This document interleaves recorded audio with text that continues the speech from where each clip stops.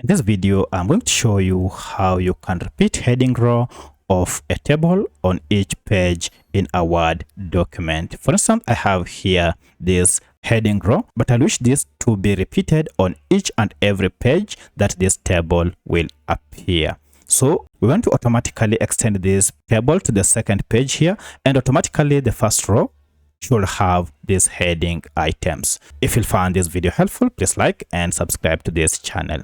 All right, now to do this, just go ahead and click anywhere on the heading row. For my case, I'll click on this heading row here.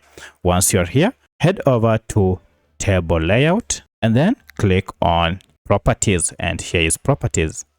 Now under properties, head over to this option called row, and here go ahead and check these under options, repeat as header row at the top of each page. So if I check this, now I'll go ahead and click on OK. However, I realize nothing has changed on this table, and this is because the table is only contained on one page. Should this table extend? So I'll go ahead and extend this table so that it goes to the second page, and from there we shall see the changes.